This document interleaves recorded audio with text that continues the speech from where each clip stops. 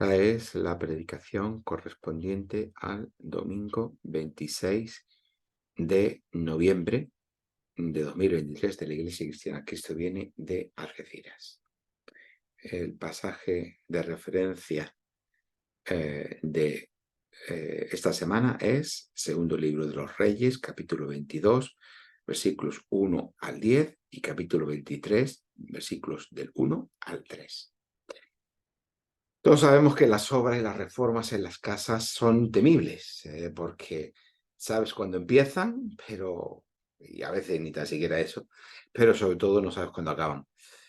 Siempre ocurren cosas inesperadas que acaban retrasando todo, pero claro, sin embargo, a veces las reformas también suponen un punto nuevo de partida, ¿no? A veces llega un momento en nuestra vida en que necesitamos rehacer algo para abrir una nueva etapa, un cambio de vivienda, un cambio de trabajo, un cambio de ciudad. Puede suponer un punto de inflexión en nuestras vidas, pero lo cierto es que a priori no sabemos nunca si ese cambio va a ser para bien o para mal. Eso nunca lo podemos saber por adelantado. Esto fue lo que supuso el reinado de Josías para el reino del sur, Judá, así como las reformas que llevó a cabo, no solo en el templo, sino en cuanto a la fidelidad al pacto con Dios. Fue un punto de inflexión, pero lo que no sabemos es eh, si eso fue suficiente para cambiar la historia o el devenir del pueblo de Dios, que es lo que vamos a ver en esta mañana. Josías encarnó el ideal del rey, garante del pacto de Israel con Dios, pero ¿será esto suficiente para cambiar la historia de Israel? Josías es de los pocos reyes que reciben una aprobación de su reino.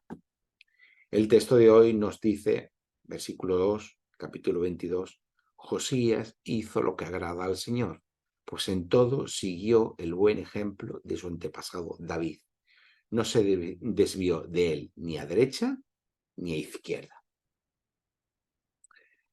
Frente a una larga cadena de reyes infieles, por fin tenemos un rey que fue fiel a Dios sin desviarse lo más mínimo.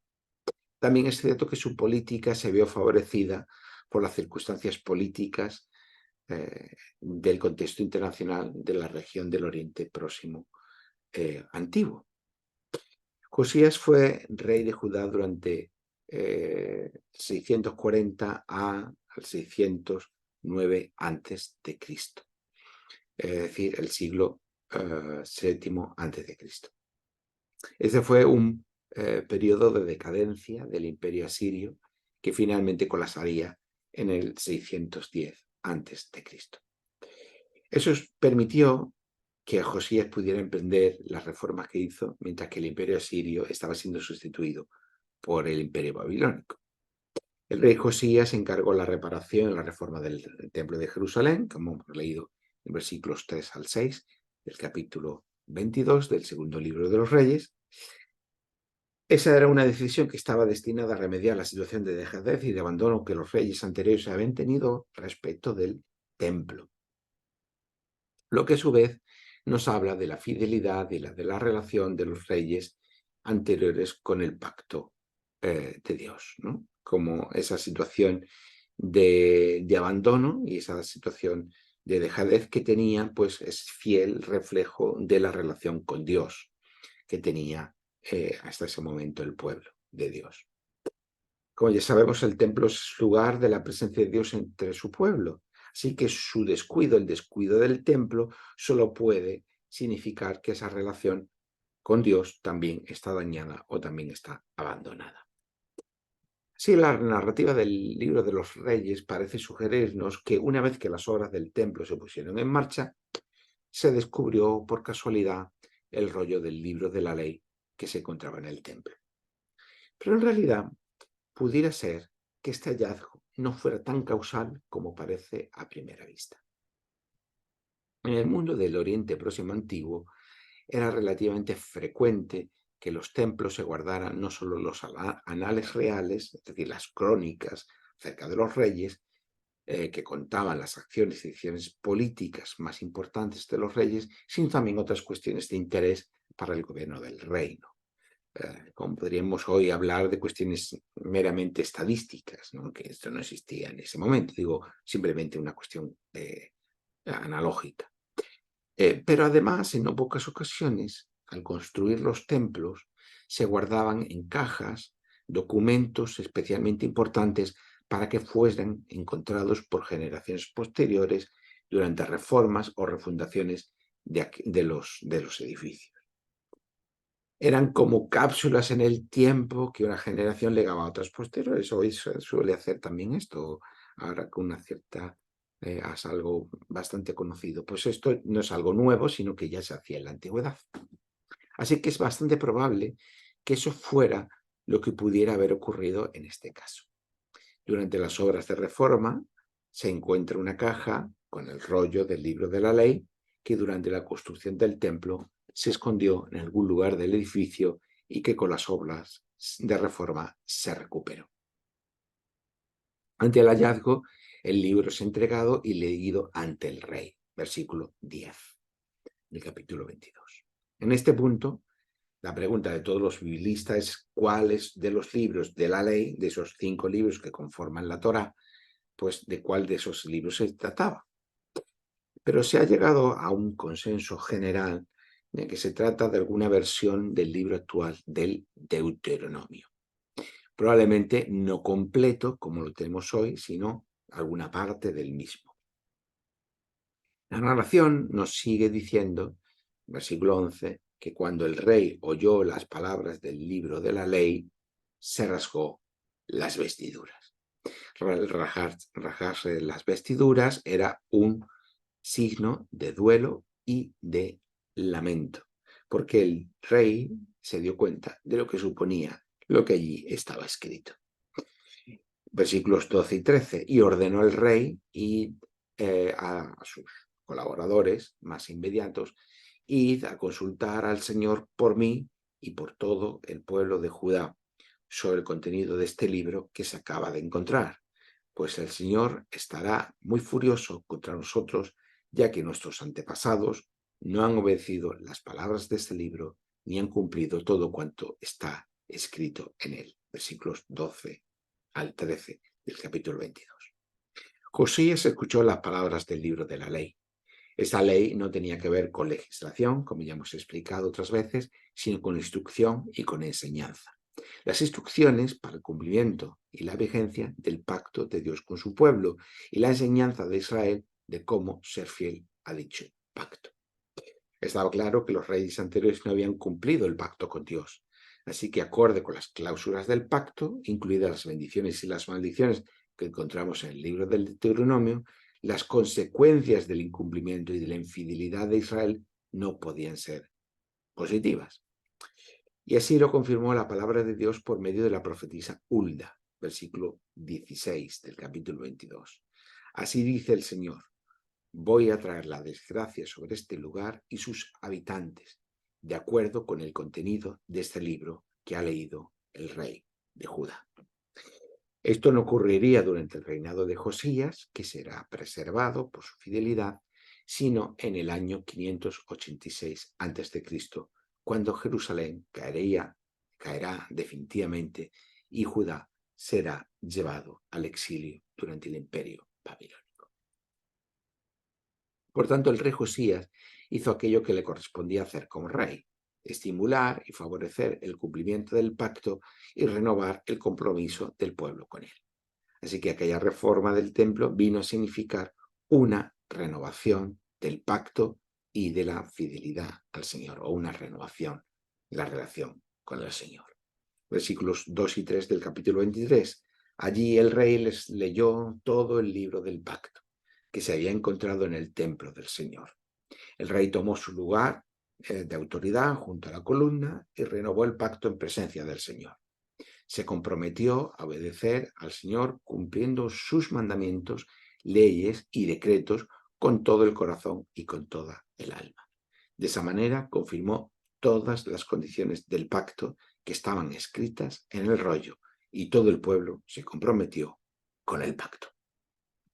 Sin embargo, después de haber leído esto, podemos reflexionar si esto no resulta algo paradójico. A pesar de la renovación del pacto y de la fidelidad de Josías, no se evitaron las consecuencias a largo plazo de la infidelidad de aquellos otros reyes anteriores a Josías.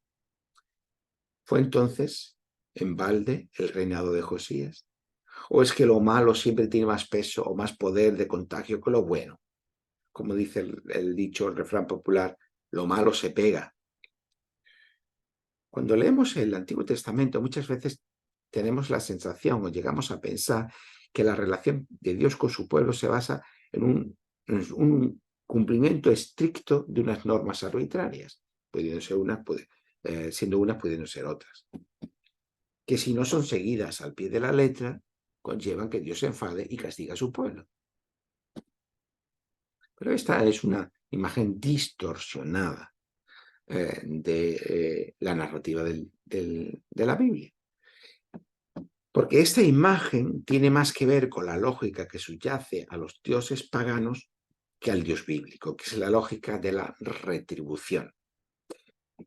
Esa lógica funciona según la concepción que se tenía de los dioses en aquel mundo antiguo.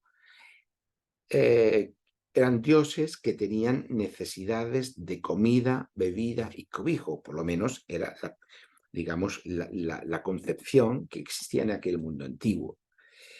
Por tanto, no había una concepción de relación personal, de amor con los dioses, sino que todo se basaba en proveerles comida y bebida por medio de los sacrificios y un lugar donde morar por medio de los templos. No se esperaba que los dioses amaran a la gente, ni la gente esperaba sentirse amado por los dioses, sino que devolvieran aquello que recibían. Por eso lo que imperaba era la lógica de la retribución. Provisión de buenas cosechas, protección y cuidado, era lo que se esperaba de los dioses, porque era lo que se proporcionaba a los dioses. El incumplimiento de esos deberes con los dioses producía enfermedades, falta de cosechas y males de distinta clase. Sin embargo, el Dios bíblico se revela de una manera completamente diferente. El Dios bíblico es el Dios sin necesidades. Dios no necesita que se haga nada por él, ni que se le provea de ninguna manera, porque Dios no necesita nada. Por el contrario, el Dios bíblico se rebaja o queda condicionado a mostrar su fidelidad a un pacto con el pueblo de Israel. Dios se presta a una relación de pacto con su pueblo, que le establece un condicionante, es decir, necesita ser fiel al pacto. A pesar de que Dios no tenía por qué hacer eso, porque Dios no tiene necesidades, Dios no necesita nada del ser humano. Es la misma idea de la creación. Dios crea no por necesidad, sino por pura gracia. Es más, el honor de Dios está unido a lo que su pueblo haga. El honor de Dios, lo que se diga de Dios, tendríamos que explicar cómo funciona la lógica del honor en estas sociedades, ¿no? Aquello que hacemos, aquello que decimos, nos cualifica delante de los demás con honor o con vergüenza. Por lo tanto, el honor de Dios, la gloria de Dios en este sentido de honor, no en el sentido de presencia, está unido a lo que su pueblo haga. Y otros pueblos podrán decir cómo es el Dios Israel en función de lo que Israel haga. Pero esto tiene que ver con la lógica del honor. Pues bien, por eso, por esa misma lógica, el Dios de la Biblia se nos presenta como un Dios santo. Y por tanto quiere que su pueblo sea santo. O dicho de otra forma, porque Dios es santo, su pueblo será santo. La escritura será santa, el templo será santo, porque Dios es santo. Ese Dios santo es aquel Dios que no necesita de nada, pero a pesar de eso establece una relación, primero con su creación, creando el mundo, y después con su pueblo, creando el pueblo, y después estableciendo un pacto con ellos. Así que es este sentido paradójico. Dios no necesita nada, pero crea un mundo, crea un pueblo y se aviene a ese pueblo mediante un pacto. Por tanto, se espera que el testimonio de Israel, del que depende el honor de Dios, dé a conocer a este Dios sin necesidad del resto de los pueblos de una determinada manera. Y esa determinada manera es la que se establece en el pacto. Pero, ¿qué ocurriría si en lugar de ser fiel al pacto, el pueblo se muestra infiel? ¿Qué ocurriría si Israel, en lugar de ser testimonio para el resto de los pueblos, fuese fiel a otros dioses? Entonces, el resto de los pueblos no podrían conocer a Dios, que ha elegido revelarse por medio de Israel. Y por tanto, Israel fracasaría en su vocación de ser luz a las naciones. Y en lugar de ser medio de bendición, se convertiría en piedra de tropiezo y por tanto necesitaría también la salvación de Dios. Y esto es lo que ocurre con Israel. No es que Dios le castigue porque no haya cumplido una serie de normas.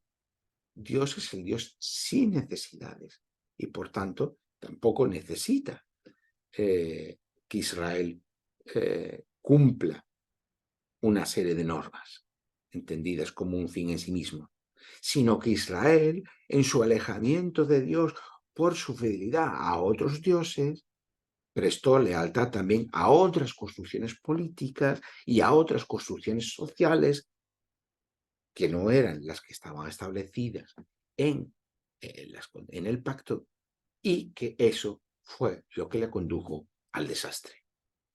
En este sentido, la acción de una sola persona, como en el caso del rey Josías, por muy fiel que haya podido ser o que pudiera ser, a veces no puede cambiar los procesos sociales y las construcciones culturales que se han puesto en marcha durante generaciones.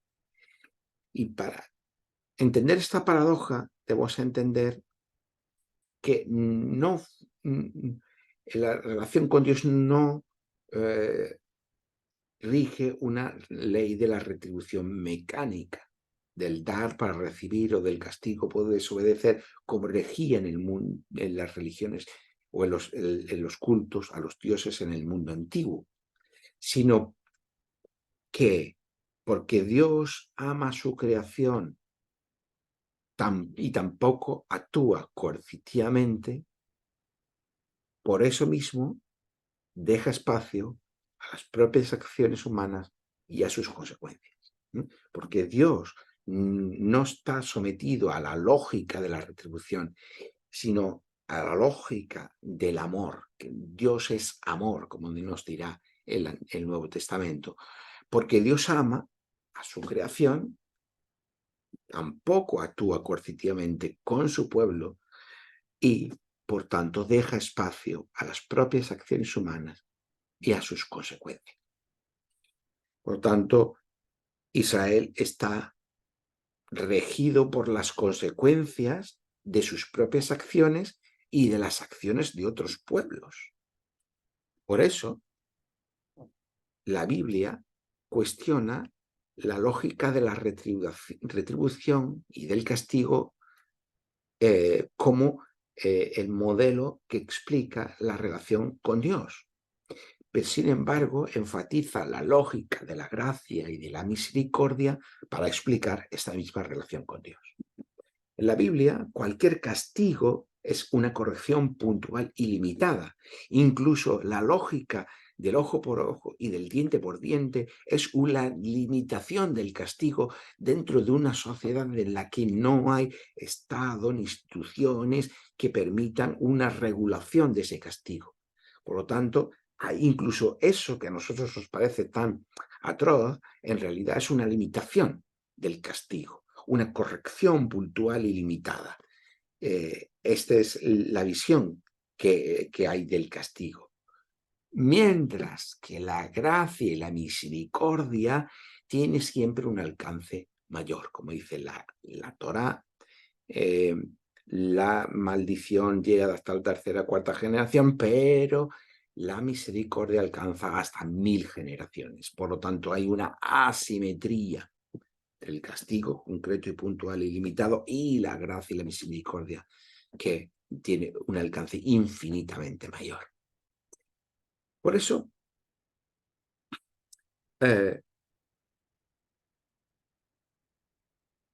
es importante no olvidar este elemento o esta lógica para cuando leemos la narrativa de la escritura. Ahora bien, por otro lado, también es cierto que no siempre, como seres humanos, podemos escapar de las consecuencias de nuestras acciones o de las consecuencias de las acciones de otros. A veces sufrimos las consecuencias propias de nuestras propias acciones. A veces sufrimos las consecuencias de otros, de nuestros padres, de nuestros abuelos, de aquellos otros que conforman la sociedad en la que vivimos.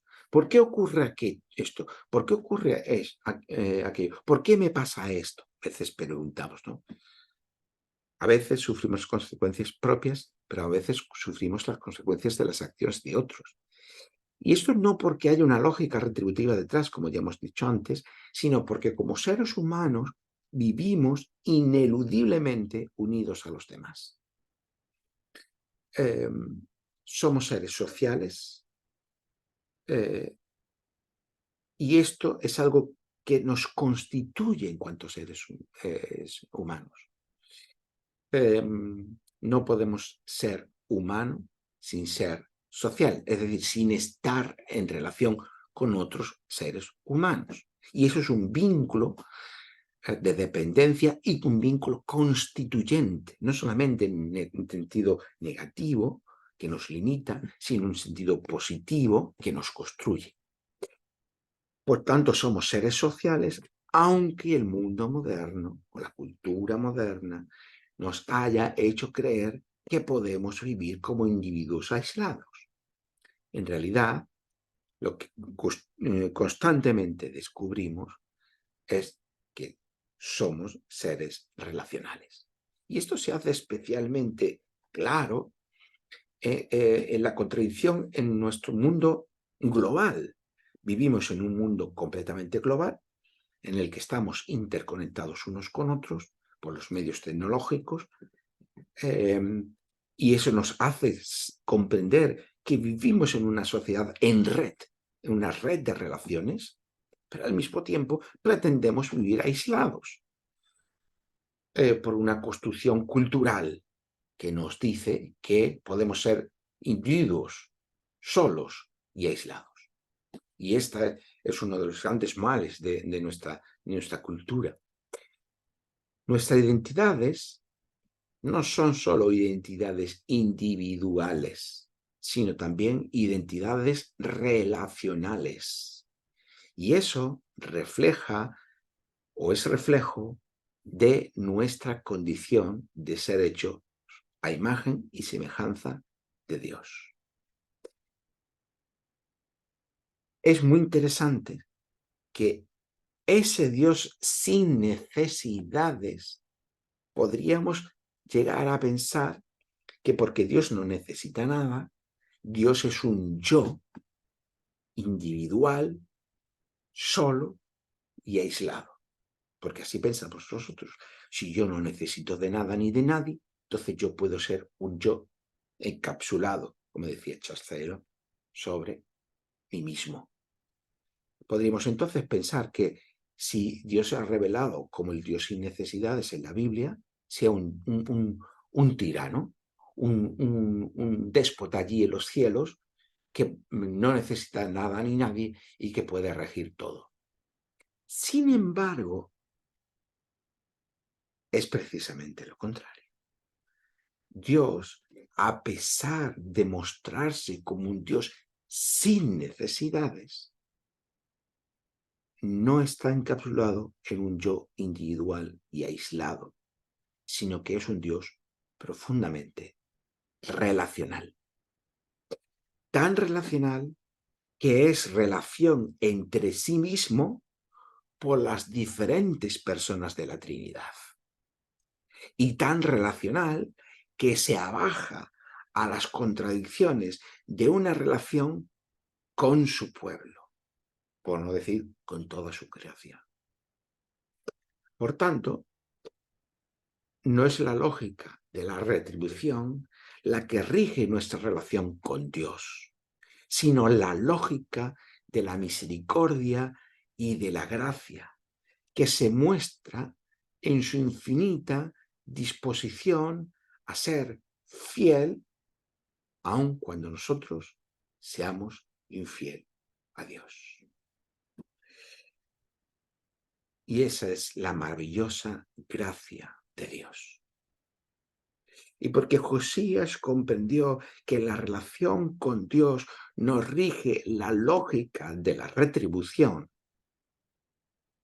sino de la gracia, no le importó que sus acciones no cambiaran decisivamente las cosas. Ya la profetisa Hulda le dijo, aquello no, lo que él hiciera no iba a cambiar. La fidelidad de Josías no iba a cambiar el transcurso, el curso de los acontecimientos para Judá y para Israel. Pero porque comprendió que la lógica con la relación con Dios no es la lógica de la retribución, sino la lógica de la gracia, no le importó que sus acciones no fueran a cambiar decisivamente las cosas. Porque la respuesta a la constante fidelidad de Dios con su pueblo solo puede consistir en una respuesta fiel, en una fidelidad, como dice el texto, que no se desvía ni a izquierda ni a derecha. Quizás tampoco nosotros evitemos las consecuencias que otros han producido o las consecuencias de nuestras propias acciones en un momento determinado. Pero aún así estamos llamados a seguir siendo fieles al Señor. En eso el rey Josías nos muestra un ejemplo. Aunque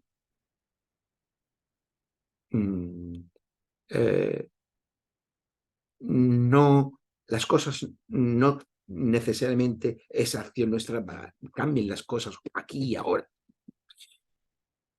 La lógica de la retribución siempre está midiendo las consecuencias, los resultados de aquello que hacemos.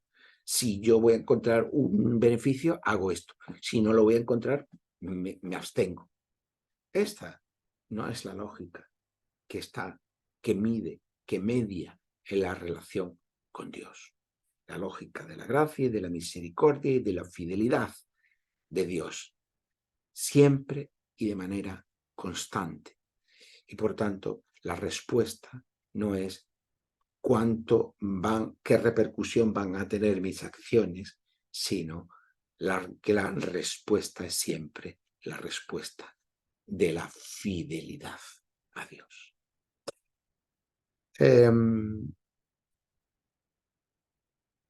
Sabiendo siempre que la gracia y la misericordia de Dios siempre es superior y que aunque en un momento determinado nosotros seamos infieles, Dios va a seguir siendo fiel a la palabra dada, a la promesa y a su entrega a cada uno de nosotros, la persona de su Hijo Jesucristo, Jesús el Mesías, Jesús el Rey, por medio de quien Dios va a un día ser el Rey de todo y de todos. Que así sea. Amén.